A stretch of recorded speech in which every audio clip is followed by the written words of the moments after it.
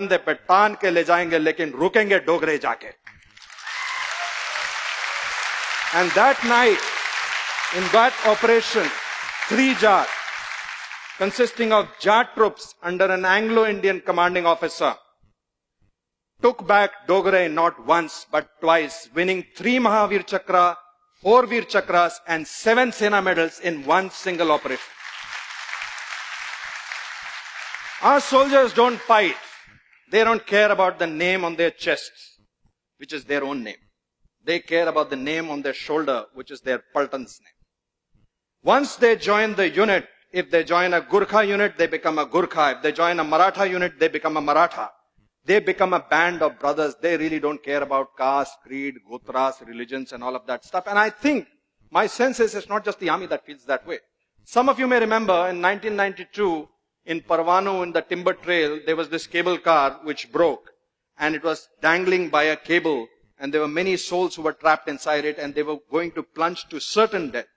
There's a beautiful story of a Hindu woman who was trapped inside, and she was praying to her gods to save her. And before a little while, they heard the thud of a chopper coming, the thud of a Hepter coming in.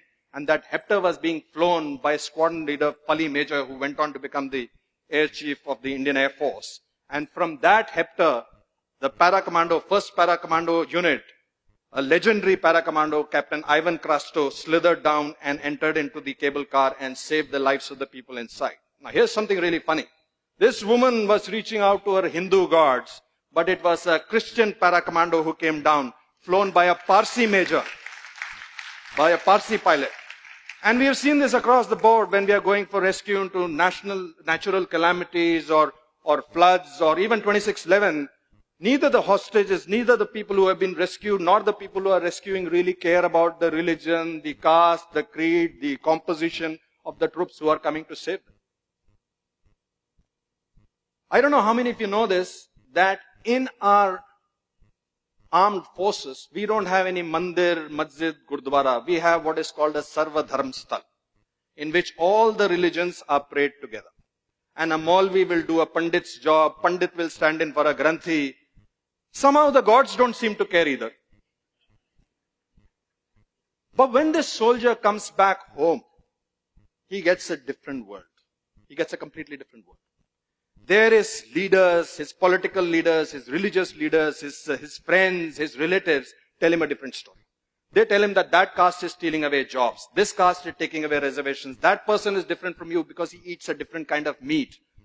They tell him that you have to be our caste first and an Indian later. Ladies and gentlemen, soldiers don't fight with weapons. They fight on a moral high ground. Soldiers don't go into war because they hate the enemy in the front.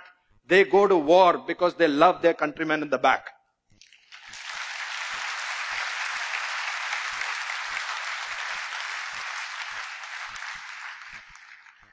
Leaders across spectrums have their own agendas.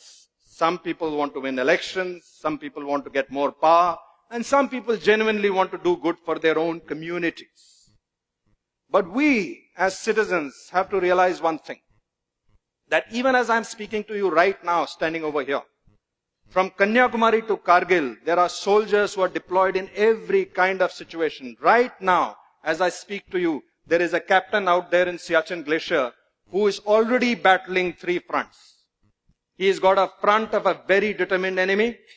He's got a front of a very horrible weather which claims lives almost on a daily basis. And he's battling the front of the nonsense going on in Delhi with Jantar Mantar, with veterans fighting the government, government fighting the veterans. I beg of you, let's not open a 4th front for him. Let's not forget that the strength of this country, which is symbolized by your armed forces, is the unity of its diversity. Let's not forget that. Jai Hind! Jai Hind! Thank you. Thank you. Thank you.